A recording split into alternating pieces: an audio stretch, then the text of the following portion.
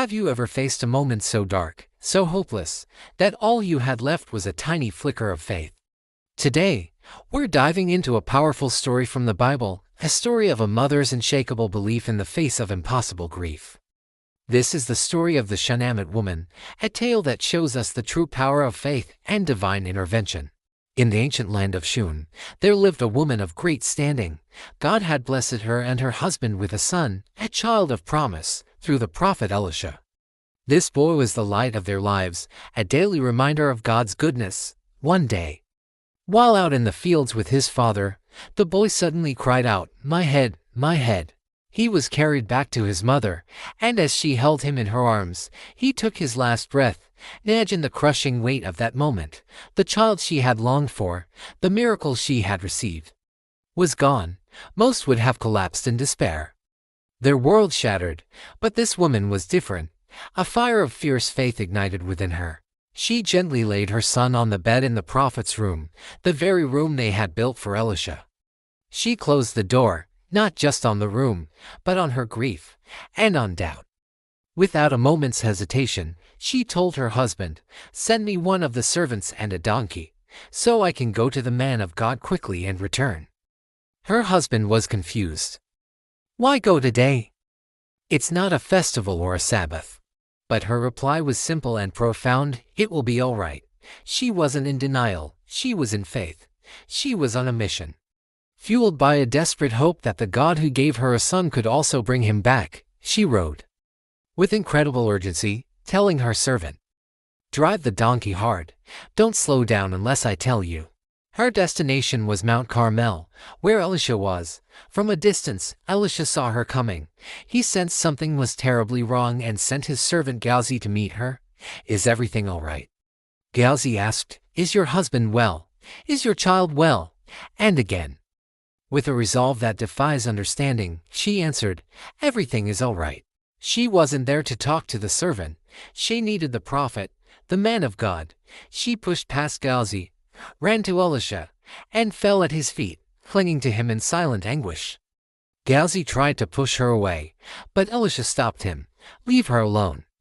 Her soul is in deep distress, and the Lord has hidden it from me." Finally, her pain poured out. "Did I ask you for a son, my Lord? Didn't I say, 'Do not mislead me'?" Her words were a cry from the depths of her soul. She was reminding Elisha of the promise, of the miracle, and now of the tragedy. In that moment, Elisha understood. The unthinkable had happened. He immediately told Gehazi, "Take my staff, run, and don't stop to greet anyone. Lay my staff on the boy's face." But the mother's faith was not in a staff, it was in God, working through his prophet. She refused to leave. "As surely as the Lord lives and as you live," she declared, "I will not leave you." Her persistence moved Elisha. He rose and followed her back to Shun. When they arrived, Gehazi met them with grim news: the boy has not awakened. The staff had done nothing. The situation seemed utterly hopeless. Elisha went into the house alone and saw the boy lying lifeless on the bed. He shut the door behind him, sealing himself in with the silence of death. And then he prayed. He poured out his heart to the Lord, the giver of life. After praying, Elisha stretched himself out over the child's body, mouth to mouth, eyes to eyes, hands to hands. As he lay there, a miracle began to unfold. The boy's cold body started to grow warm. Elisha got up, walked around the room, and then stretched himself over the boy once more. Suddenly, the boy sneezed not once, but 7 times. And then he opened his eyes. Life had returned. Death had been defeated. Elisha called for the mother. He simply said, "Pick up your son." She walked in and saw her child, alive and well.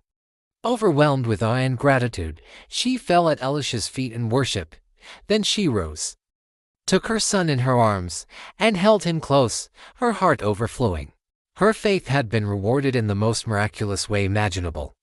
This incredible story reminds us that even in our darkest hours, when all seems lost, faith can connect us to a power far greater than our circumstances.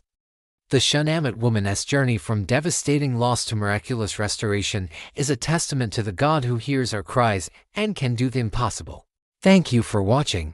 If this story touched you, please like, share, and subscribe for more content that explores the depths of faith and the power of the human spirit.